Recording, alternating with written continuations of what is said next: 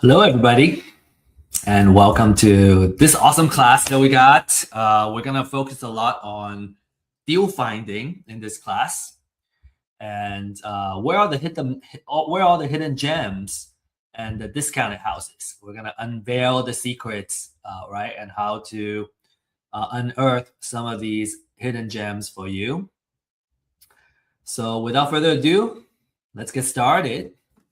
And I want to also take this opportunity to congratulate you for joining us and learn, how you can control your financial future by finding the right deals in real estate investments. In business, we always talk about the different kind of arbitrage, right? Arbitrage means seeing the difference between something and then take advantage of that gap. For example, an example would be, say, I'm buying low, selling high, right? And when I can make money on that gap, that's an arbitrage in the price arbitrage.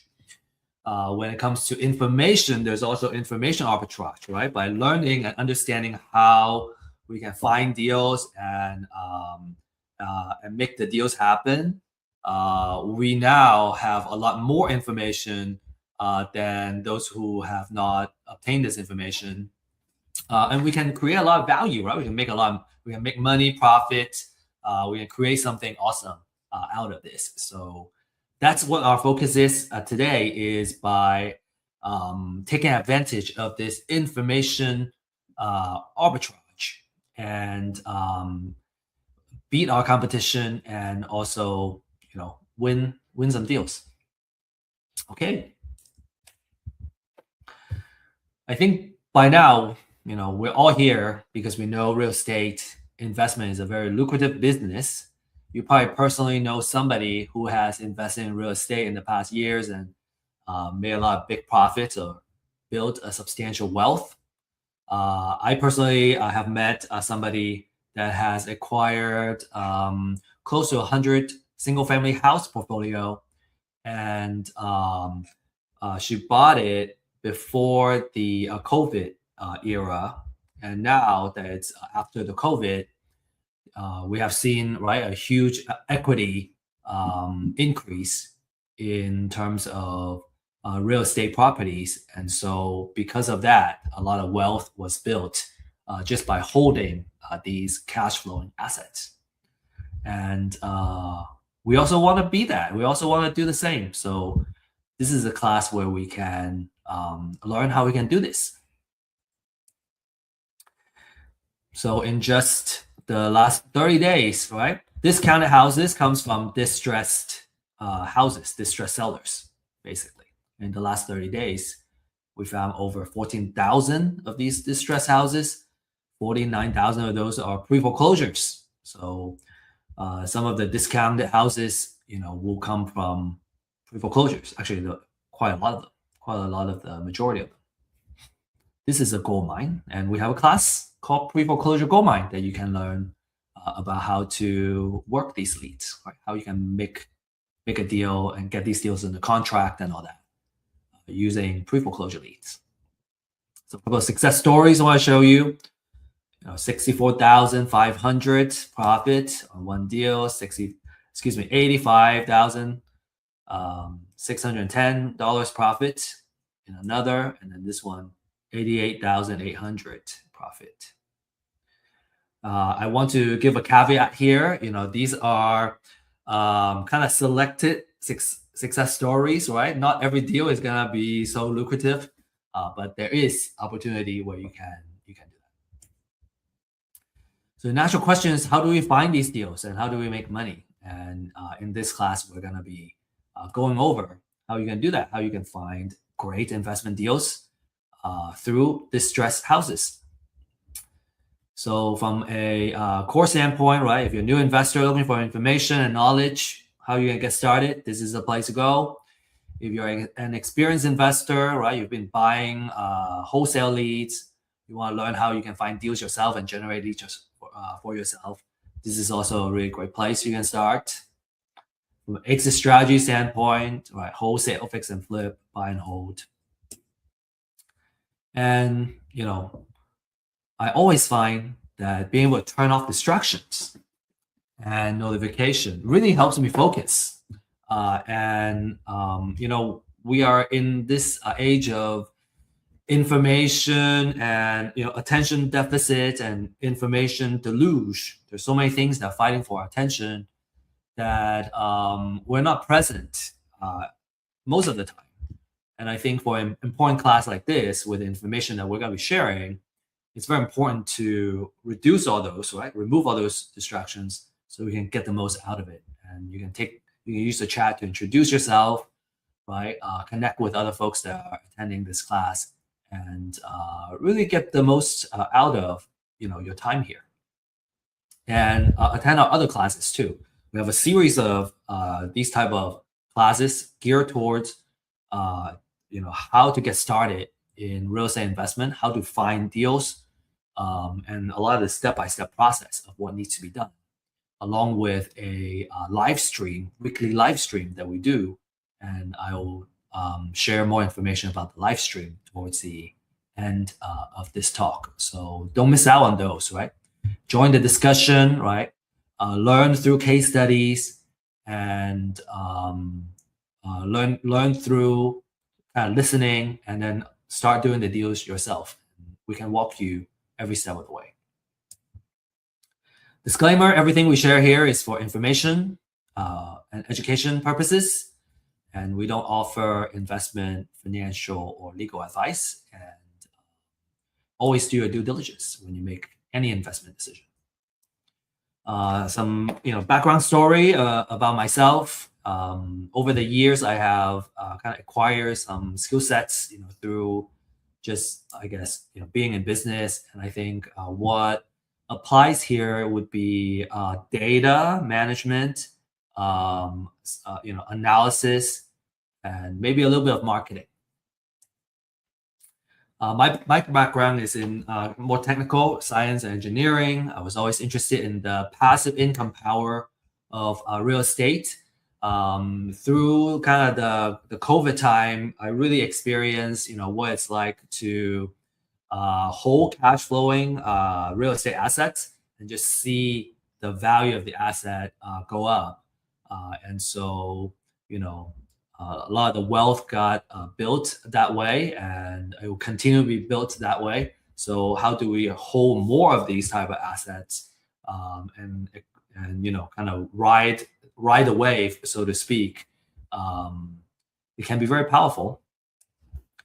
And the struggle, I think, and I think we see that too, is that number one, it's hard to find the information we need. Number two, it's hard to find good technology, apps, and all that to get started. And then it's hard to find folks that we can ask questions to, and mentors that we can go to whenever we have questions. And I personally had so many questions every single step of the way. Whatever the next step is, I had so many questions. I had to ask. I needed to find someone who can answer all those questions. And so just want to stress the importance of having mentors and coaches and people who can answer these questions, or someone who's in the same journey, and being able to help.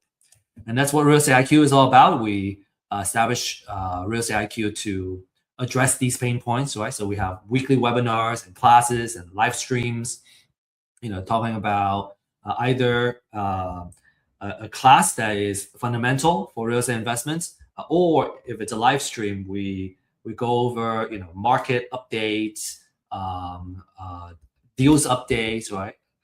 Underwriting of certain deals and case studies and all that, so we can kind of learn through real cases. And then we have obviously the distress seller data and the community that you can leverage to make deals. So I hope you're excited, because we're getting started and really talk about the details of the deal finding. Okay, so we have two two things, right? Main topics today. One is how do we make money? And we'll talk about the different business models. And the second topic is where we can find these hidden discounted houses. And again, it's about finding the distress. Money is in the deal. So how do we find the deal? If we can find the deal, we can always make a profit. So business models. Okay. So people talk about exit strategy. We call it business models because that's how we can make money out of each. So there are three main business models that we'll go over today. There are some advanced ones too, which we are not going to go over. Maybe we'll go over that in our Dealmakers live stream or our office hours. And it will be kind of case-to-case basis. Okay, but let's talk about the basic ones, right? Like this is the fundamental stuff. So there are three business models. The main one, the first one is buy and hold. For buy and hold, you buy the property and you rent it out for monthly cash flow. This business requires the most capital. We have two big dollar signs because you need to put down some cash in order to hold the property. And as the property continues to cash flow, right, pays for everything, you get some operating profit, cash every month. And then also there's opportunity for equity growth and all that. Okay, it's buy and hold is a wealth generator, and we'll go over that in detail a little bit down the road. Okay, fix and flip. In fix and flip, you buy a property that's undervalued. Usually either it's it is an ugly house. I think that's a nice way to say it. Either it's an ugly house, something that has a lot of maintenance that has been deferred, or just something that we want to really upgrade and kind of create that appreciation. And then you sell the finished house to a home buyer, right? A retail home buyer, someone who needs to live in a house that's move-in ready. You provide that. And this requires less personal capital because you can leverage, right? If you get a house in a good deal, you can usually get financing. And there are 100% financing lenders out there that can help you fund the purchase and the repair for the property. So you don't need as much personal capital, but you still need to have some level of skin in the game. And then for wholesale, you buy a undervalued property and then you don't do anything. You may clean it up, very minimum thing. And you sell it to a fix and flipper or buy and holder. And you do that for a fee. So an average wholesale fee is about $7,000 to $8,000. This is a popular strategy for a young person, if you don't have a lot of cash, because for wholesaler, you don't need money to get started. And you can make, $7,000 to $10,000 per deal. Okay. And so here we will go over each of the business models and with a purpose of coming up with a distress offer. So assuming we already got a deal, right? How much do what's the right offer? What's the maximum amount that we can offer? It's called MAO, maximum allowable offer.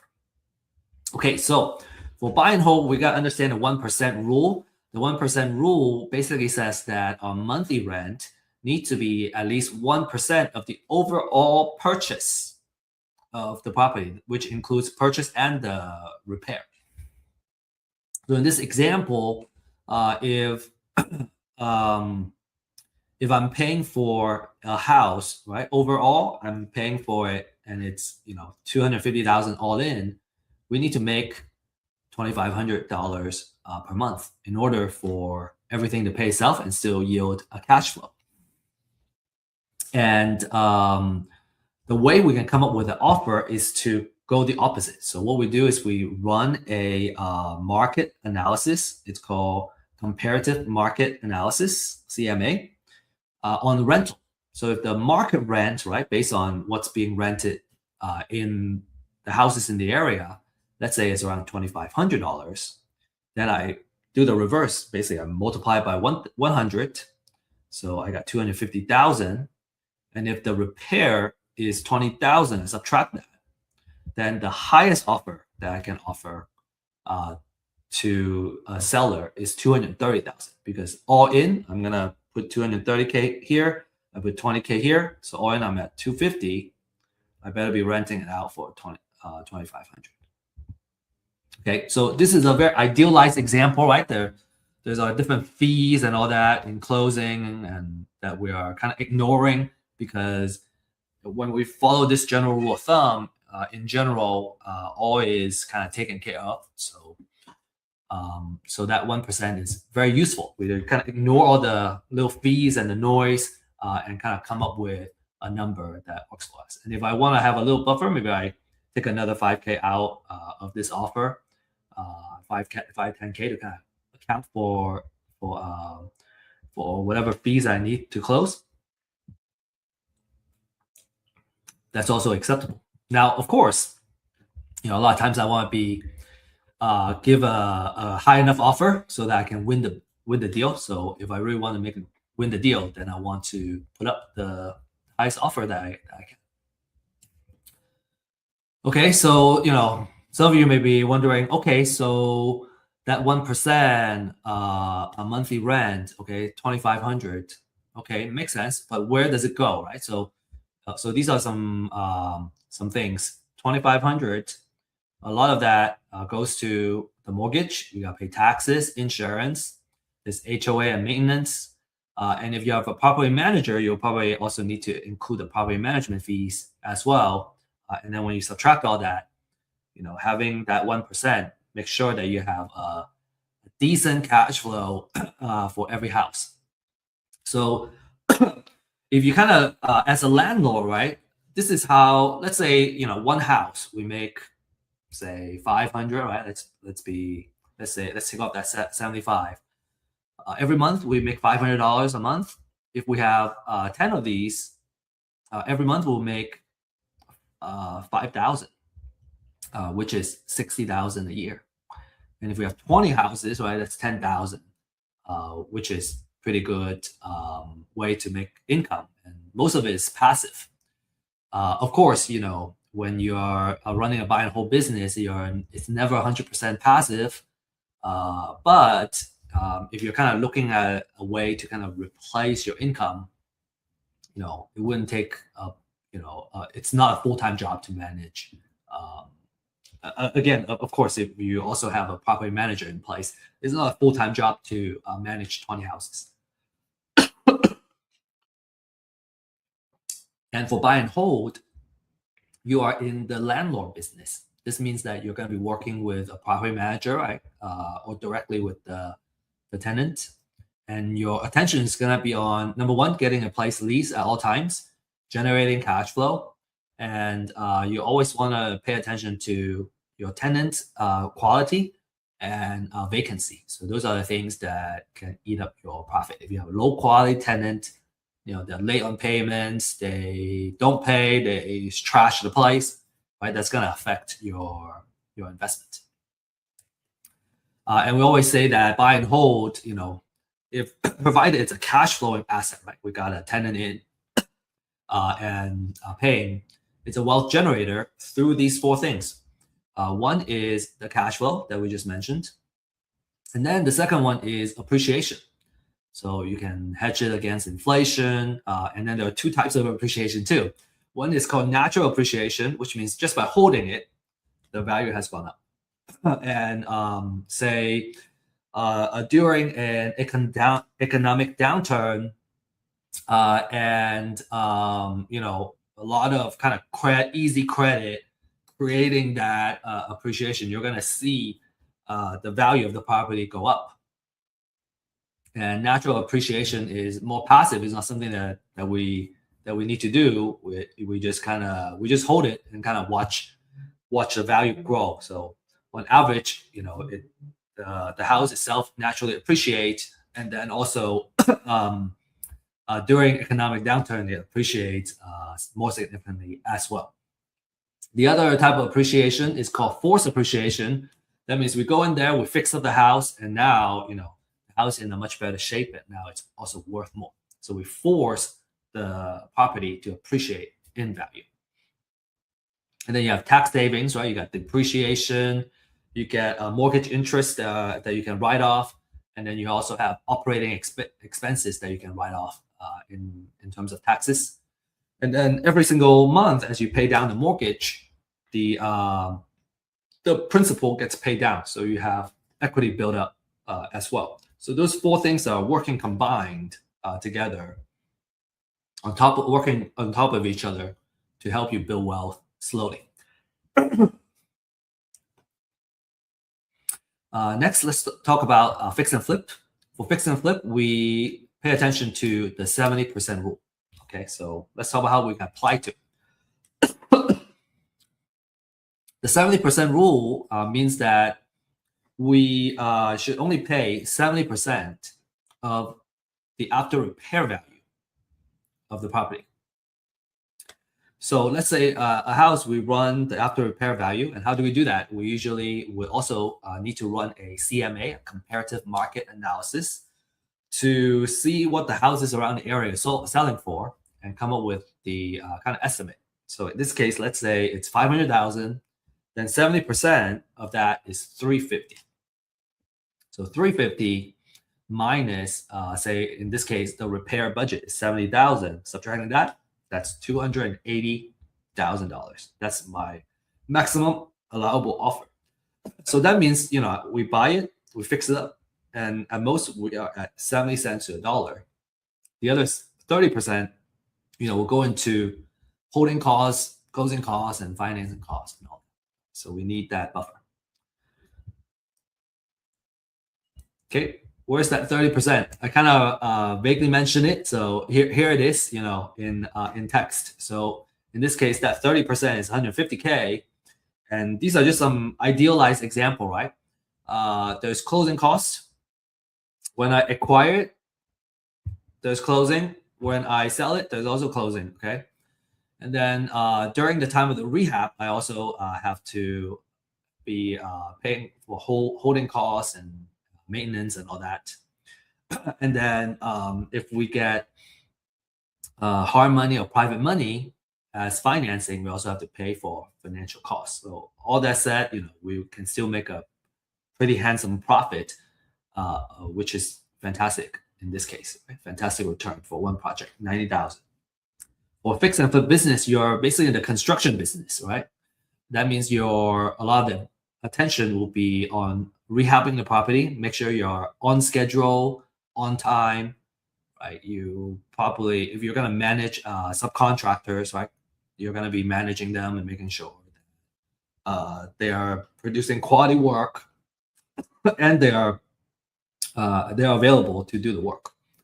So what's going to eat up your profit? It's going to be project delays and overrun because that's going to cost you to say not being able to finish the project and let's say you got extend the loan. Well, you're going to have to pay more for the loan extension and everything for this hard money loan.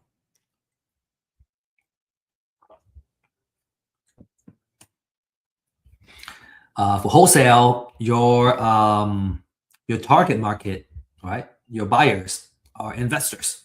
So what you want to do is, number one, you buy the distressed property and then you sell it to an investor. We were just saying that wholesale is a very popular business model for investors because when you're just starting out, you don't need a lot of capital to get started, right? You just need to put in a lot of effort in the marketing side.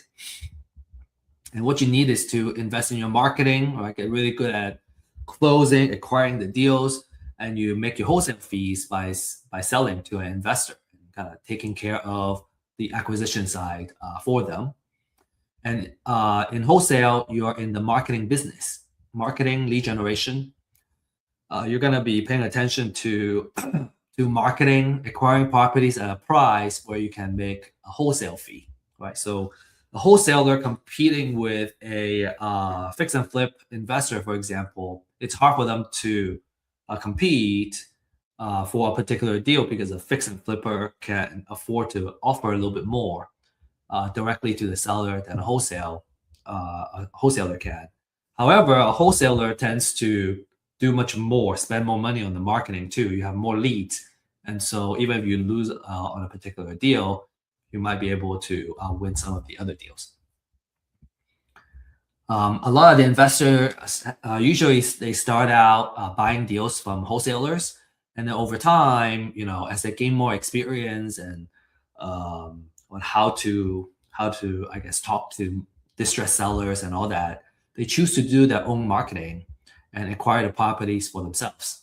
And this can be a good strategy if you want to have control of your deal flow.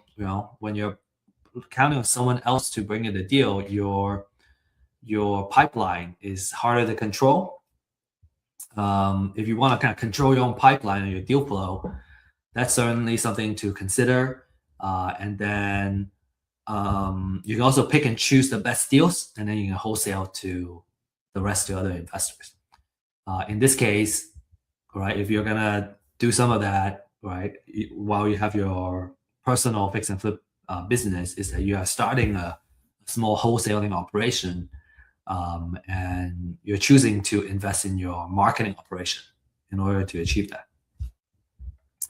All right, so as a wholesaler, how do I make offer, right? What's the offer I can make? So here's an example. So in the last example for buy and hold investor, if I want to make my $10,000 wholesale fee instead of $230K, I want to offer $220K.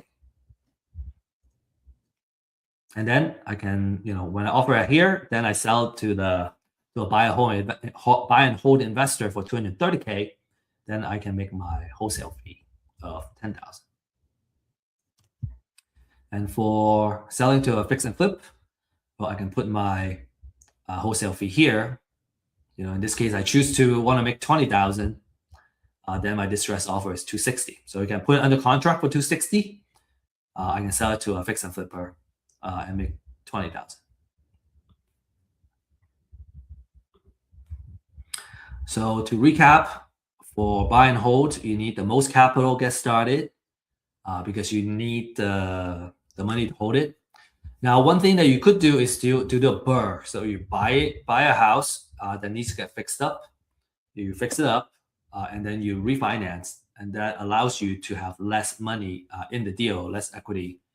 So that's also something that a lot of people do too after a couple of deals. In general, you're in the landlord business. Now, again, when you do BRRRR, then you are doing two. You're doing the construction and the landlord. Fix and flip, you're in the construction business. You're going to be focusing on the rehab project, make sure it goes well, and then you can sell the finished product at the aftermarket value. And then if you're in wholesale, then you're in the marketing business. You're going to be talking about marketing to distressed sellers, acquiring the property at a good price, managing your marketing pipeline, and lead generation, and making that wholesale fee. Okay, next, now this is our kind of like keynote topic, right? This is the secrets of finding the distressed houses. That's how you get the discounted houses. This is the most exciting segment. Now, if you're an experienced investor, you know that the money is made when you acquire a deal at a good price. And the secret of acquiring great deals, right, is through distressed sellers. And that's the power of live data. I want to introduce the topic of live data.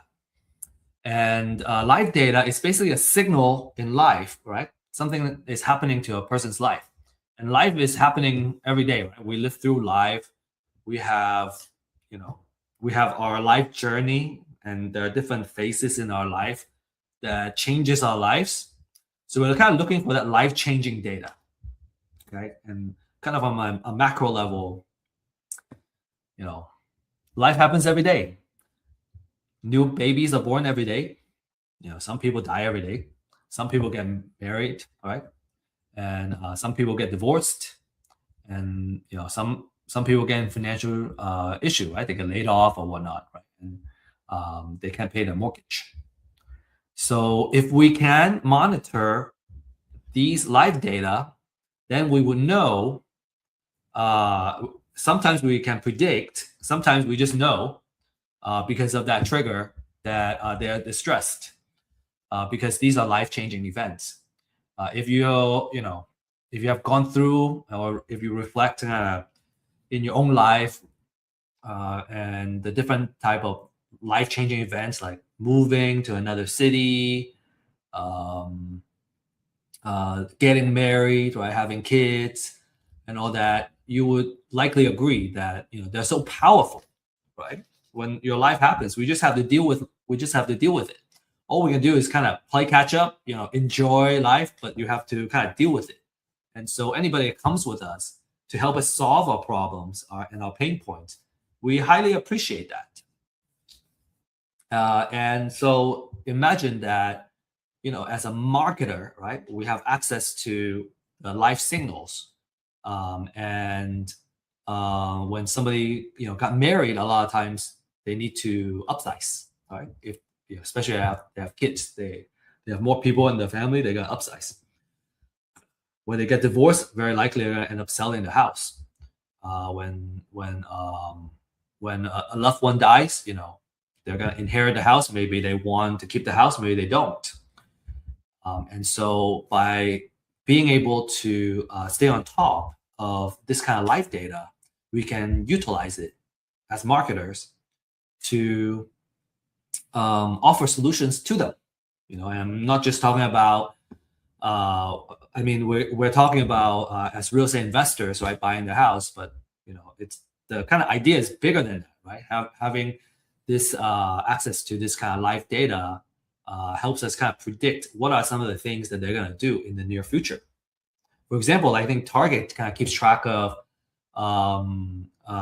different people's kind of buying patterns and life data, and they can kind of predict when someone is going to get pregnant and when someone's going to have kids. Those are the stories that I hear. I don't know how accurate it is. So, but I believe that, right? Being a marketer myself and being, having the understanding of this type of data. So to find people that are motivated to sell or distressed, right? We want to find the folks that are in some kind of financial distress. If you can get a hand on this kind of life data, then then we can help them out, and in a way, being able to buy the property at a distressed price, and still being able to help them, right?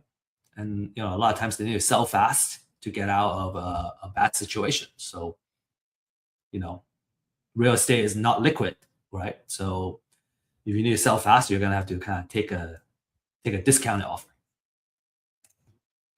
So let's talk about different types of distress, okay? And these are kind of the data that we can mine and we can focus on. Okay, the first one is a pre-foreclosure list, right? These are folks that are about to lose their house in an upcoming foreclosure auction.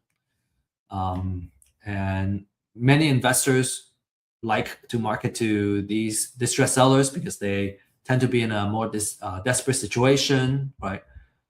They have to sell fast. If they don't sell it by the foreclosure auction, they're gonna lose everything. And then there's potentially a deficiency judgment the lender can use to go after them. So for pre-foreclosures, you're reaching them before the houses hit the auction, and you can directly negotiate with the seller. From a pricing standpoint, they're pretty affordable, $200 to $300 a month, and you can get really, really awesome leads that are ready to close very quickly too. Okay, so one of the favorite lists out there. And as with all kinds of marketing efforts, sometimes when you try to outreach to someone, some people appreciate your outreach, some people don't. You can choose to we choose to work with the folks that appreciate our outreach and being there to solve their problem. But of course, not everyone is appreciative too. And what's a joy in life if we work with folks that stress us out, right? So I usually work with the folks that are pleasant to work with. Okay, so that's the pre-foreclosure. Okay, there's another type, which is called appointment of substitute trustee. And in short, it means a pre-foreclosure. It means that it happens usually before it goes to foreclosure. And what that really is about is that when a national lender, right, forecloses on a borrower, many times they wouldn't send somebody to a local county to process the foreclosure. So what they do is they would appoint or assign a substitute trustee that are in that local county to do the foreclosure proceedings. And so when we see that, that's a signal that, okay, a notice of sale or the foreclosure, it's gonna go onto the pre-foreclosure list. But now you're able to kind of reach them a little bit sooner. In some cases, not all cases, you have more time to reach out to these distressed sellers. So we call it pre-foreclosure. It's also a very popular list amongst savvy investors because it gives you more time to kind of nurture and work with the motivated sellers. We have a class called pre-foreclosure gold mine. And again, we go deep into how to work these leads. So if you're interested, make sure you join that class, okay?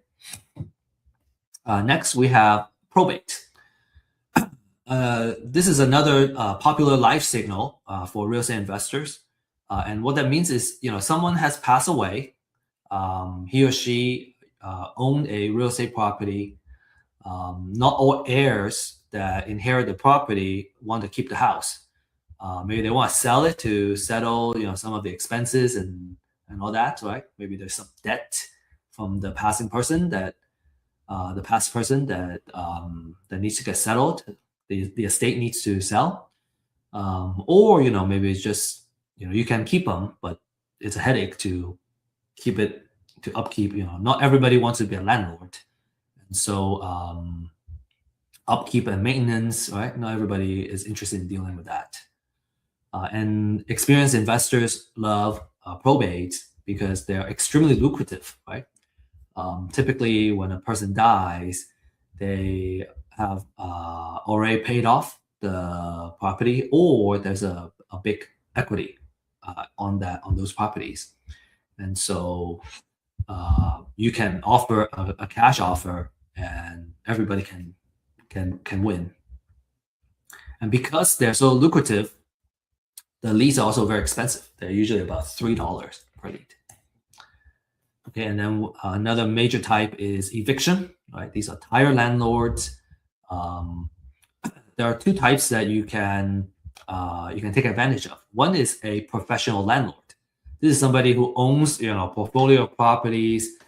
They have been building it for years and holding it for years. They have kind of built a lot of wealth with it too, but now they're ready to just sell and retire. And this is a fantastic situation because you get all that, the entire portfolio, and your problem is going to be, okay, how do I sell this portfolio of deals, which is a good problem to have. Maybe we can help you with that too. We have a lot of investors in our community.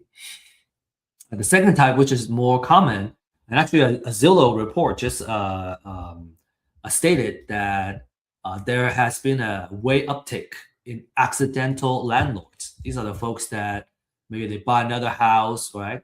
Because of life change, they need a bigger house or smaller house, and now they have the old house, and now they are, they decided to lease out, but now they have eviction, right? The tenant stopped paying, and they have to evict them. That's a bad taste in the mouth. They don't want to do this anymore. They want to sell. So we can take the problem off their hands. They're motivated. Divorce, we deal with this a lot. Maybe the court has ordered the seller to sell. Maybe you need to have cash to kind of pay off the ex. And that's also a expensive list, about $3 per lead. Okay, then we have taxes, right? In the beginning, the person owes, they're delinquent in paying for the property taxes, and then after a certain amount of time passed, then the county decides to put it into a tax foreclosure, and so you owe property taxes. So those are also very motivated sellers. Depending on, right, if it's tax foreclosure, they are very desperate. Delinquent taxes, sometimes the amount is not very high. So we usually filter out the ones that have a higher delinquent tax amount. Moving on, there are also code violations, right? A couple of ones that we look for are tall grass, exposed roof, or unsafe type of violation. The city has this information, and they have their own codes. A lot of the codes are very similar across different cities. The distress is that they can't keep it up, and so that's something we would love to market to as well. And then there are liens. They owe money either to the IRS, Uncle Sam, or they owe a mechanic's lien, right? They owe a contractor, or there's a hospital lien, which means they owe the hospital some medical bills.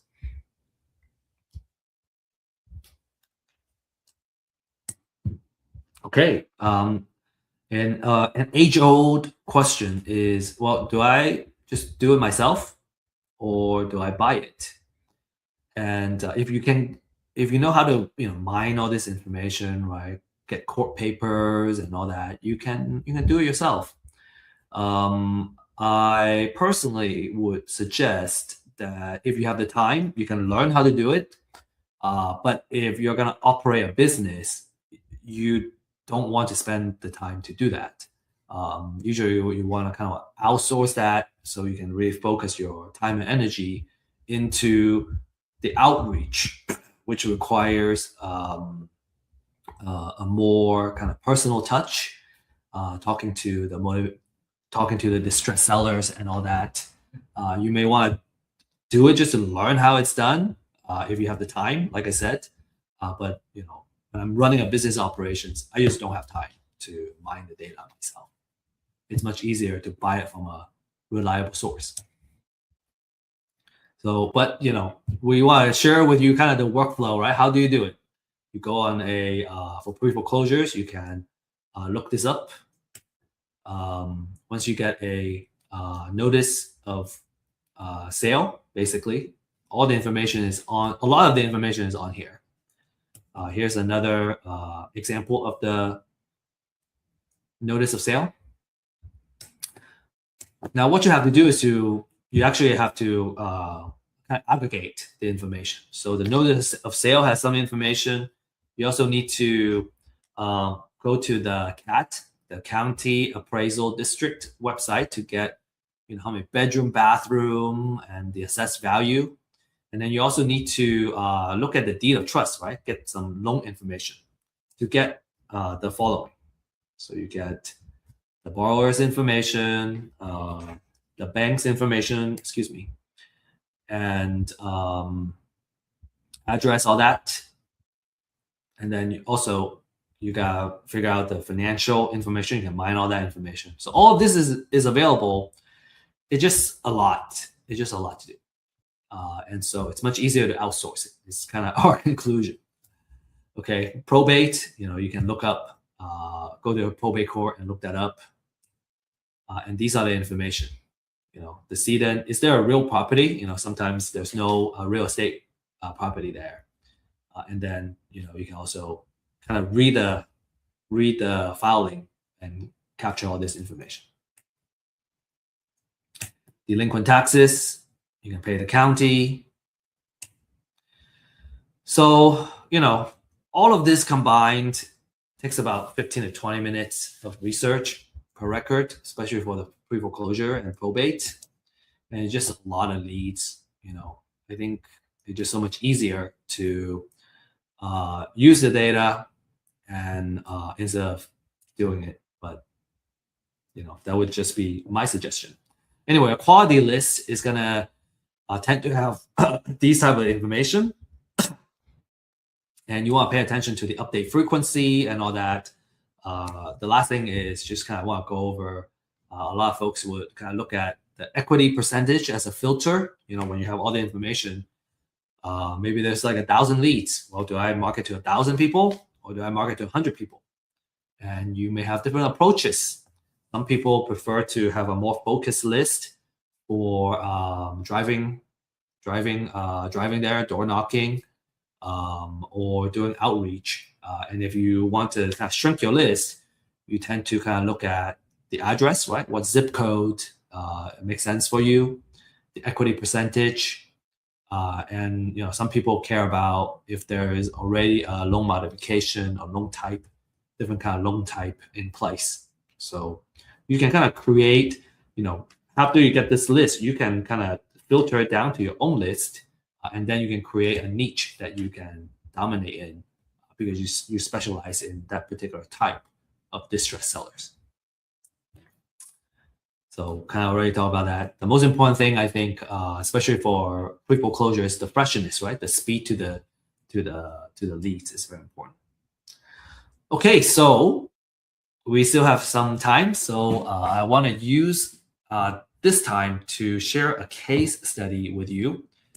And this is a property that we acquired in Mart, Texas, which is about 20 minutes from Waco in Texas. And the owner owed about $3,500 in mortgage.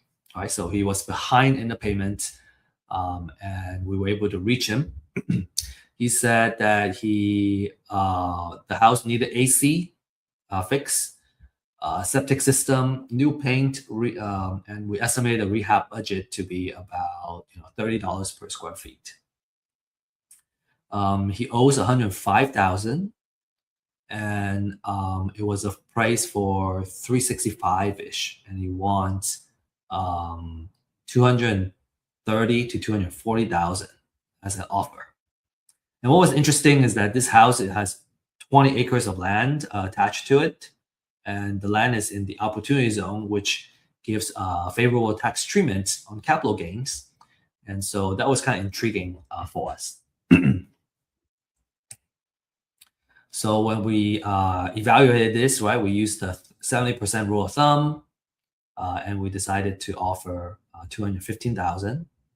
Okay, if I were to wholesale it, I would take $10,000 off of this and try to make $10,000 of wholesale fee. So these are some before photos, right? The gate going in, you got to go in quite a bit, and then there's 20 acres of land, as you can see in here. This is what the kitchen looks like inside. There's a kind of big area. I don't know if I would call it an island, but this area is kind of dividing the kitchen from the rest of the living room. And then we have some photos of the bathrooms, bedrooms. Okay, and then we started, we acquired the property, and then we started improving it. So phase one is called a demo. So we rip everything off. You're gonna see a lot of activities and a big change, right? You're ripping off the carpet, you're ripping off everything. Okay, so that's what these looks like. And then phase two, started working on the outside, and the inside already got ripped off. Everything got ripped out, and we painted the interior. First coat or first two coats of paint. And then in here, you can kind of see like there was a addition that the original owner added here, but it was very low ceiling. It wasn't built to code. And at first we thought, okay, maybe we can use the additional square footage, but it turned out to be too expensive to bring it back up to code. So the decision after that was to remove it and change the entryway into a window. So that's what we're seeing here. And then, in the middle of the kind of bathroom. Okay, this is during. So here, the addition got removed out here, and we added a window. And you can see the gate has been painted. So now it's looking nice and pretty. Things are starting to come together in phase 2. We decided to rebuild the kitchen cabinet, and that increased our rehab cost. But we thought that that makes sense because of the quality of the rehab that we're going to be the price point we're going to be selling it at. Needs to have a nicer kitchen cabinet. Okay, this is the bathroom, kind of almost done.